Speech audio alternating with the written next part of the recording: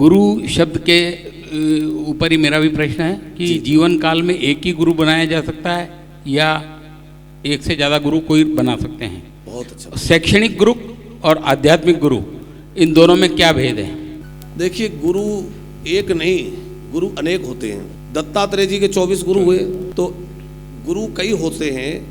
मुख्यतः 3 गुरु होते हैं। बहुत ध्यान से समझने की ये सब बातें हैं। बहुत देखो, इस तरह से इसीलिए चर्चा होती है कि इसमें बहुत सारी अच्छी अच्छी बातें निकलती हैं। प्रधान रूप से 3 गुरुओं की चर्चा हमारे शास्त्रों में है। हमारा जन्म हुआ तो हमारा उन्होंने जात कर्म संस्कार किया, फिर नामकरण संस्कार किया, उपनयन संस्कार किया, तो वो हमारे क्या कहलाए? कुल गुरु, जो हमारी कुल परंपरा में हमारे गुरु जी हैं। दूसरे हैं शिक्षा गुरु, जिन्होंने हमें शिक्षा दी। शिक्षा गुरु अनेक हो सकते हैं। हमने कोई शिक्षा कहीं से ली, फिर कहीं से शिक्षा ली, फिर कहीं से शिक्षा ली, तो वो शिक्षा गुरु अलग अलग हो सकते हैं, अनेक हो सकते हैं। लेकिन एक हो गए कुल गुरु, दूसरे शिक्षा गुरु, तीसरे होते हैं सदगुरु। तो सदगुरु जो है, उनका काम है जीवात्मा को परमात्मा की राह पर ले जाना और जीवात्मा को परमात्मा से मिलाना, भगवान की शरण में भेजना, उसको कहते हैं शरणागति कराना। तो जैसे हम चर्चा करें भगवान राम की, डॉक्टर साहब का बड़ा अच्छा प्रश्न है। राम जी के 3 गुरु हैं। पहले गुरु हैं श्री वशिष्ठ जी, जो सूर्य वंश के कुल पुरोहित हैं। तो वो कौन है? उनके कुल गुरु। वहां से भी कुछ शिक्षा ली है। गुरु रह गए, पलंद्र गुरु आई, अल्पकाल विद्या सब आई। लेकिन शिक्षा गुरु जो हैं वो है विश्वामित्र जी। विश्वामित्र जी के साथ जब राम जी गए तो तब निज निज निज नाथ जी चीना और विद्या निधि कहा विद्या दीना। तो अनेक प्रकार की विद्याएं विश्वामित्र जी ने राम जी को दी, तो वो शिक्षा गुरु। और सदगुरु जो है वो है राम जी के अगस्त ऋषि। जब वन की यात्रा में राम जी थे तो दंडक वन में अगस्त ऋषि मिले, उन्होंने वहाँ आदित्य हृदय स्तोत्र राम जी को दिया और सदगुरु दीक्षा राम जी को अगस्त ऋषि ने प्रदान की है।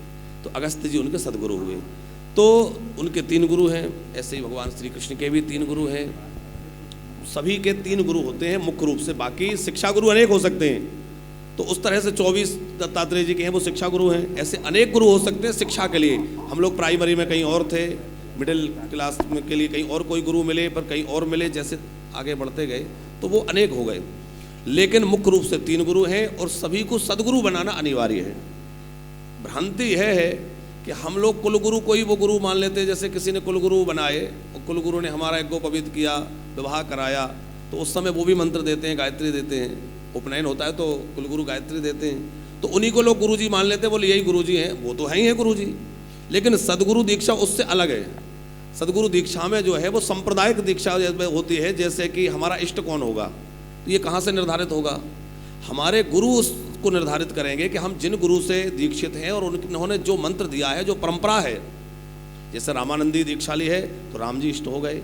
हमने यदि निम्बार के है, गौड़ीय संप्रदाय के है, कोई भी कृष्ण मंत्र लिया है या कृष्ण के उपासकों से यदि हमने दीक्षा ली है तो हम लोग कृष्ण भक्त हो गए।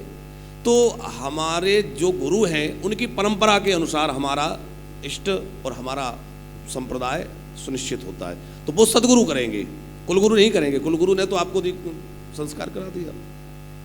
जो तिलक धारण किया जाता है वह भी सदगुरु के द्वारा दिया जाता है। जो गले में कंठी पहनी जाती है, तो सदगुरु। तिलक जो है हमारी पहचान होती है कि हम कौन से संप्रदाय के हैं। तिलक भी हमेशा जो है शास्त्र परंपरा से और गुरु परंपरा से होना चाहिए। गुरु ने जो दिया है, मनमुखी ढंग से नहीं हो कि कभी कुछ लगा लिया, कभी कैसा लगा लिया। गुरु जी जो दें वही लगाना चाहिए।